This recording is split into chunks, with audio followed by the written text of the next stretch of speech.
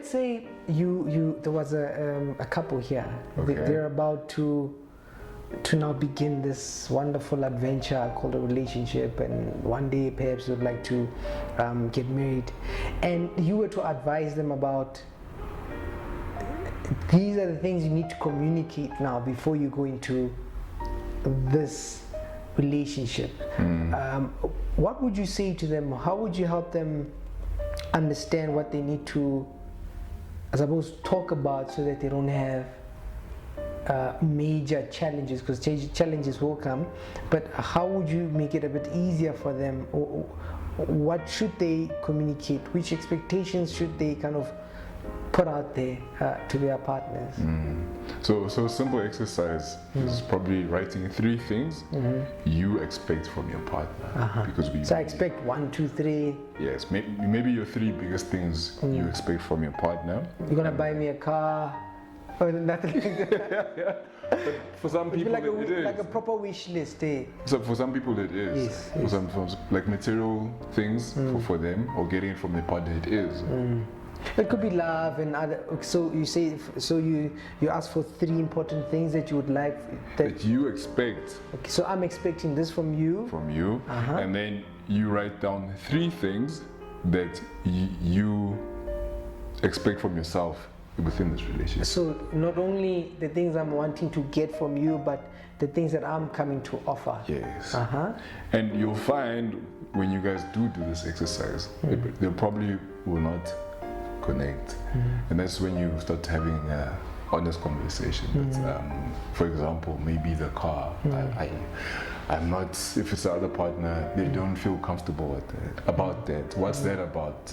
Can you compromise? Is it something you guys can work with?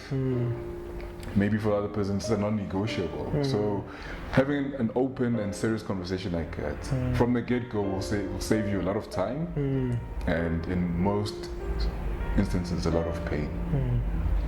Now at this point, I mean, you might get those people who object, to say, but this is not fun. I mean, that sounds like a job interview. Like, you know, when you go to the company, they would ask you, okay, so what do you expect from us? And then they give you what they expect from them. And what would you say to those people who say, but aren't relationships supposed to be like automatic and fun and spontaneous? This give me what you expect. I mean, what do you say to people like that though? You probably run into problems because in anything in life, not just relationships, if you don't plan, you're just planning for failure. If you don't have a vision for your relationship, even though at the beginning you obviously don't know your partner, so you can't say this is, but there's certain things you expect from a relationship. So these things need to be clear from the beginning. And if they don't complement each other, then you can maybe decide, but maybe then you're not for me. What I thought I wanted from you is not the same as what you want from me, for example, or what you expect me to do in a relationship I really can't do. So those things, they will help. They will help. And having those serious conversations, not even a serious conversation, it can be informal, like me and you are talking now. It doesn't mean we have to argue or disagree, or my way or the highway, but it will help. It will definitely be beneficial for the both of you. I like what you're saying, because I also am one of those who think that it's important to investigate in the beginning. Investigate, find out what is expected from you, but also understand yourself well enough to know what you are coming to offer. And if one does not necessarily look at that, you run into those problems that you're trying to avoid in the first place. And I think how we start relationships helps them, I suppose, unfold properly. Any last thoughts or ideas about communicating expectations? Sure. Maybe I'm just going to deviate a little bit, but something that I find a lot with my clients. So you'd have 2 people with communication problems and so forth. You deal with that, but then you deal with the aftermaths of things that happened within the relationship in the past. For example, cheating or unfaithfulness and so forth.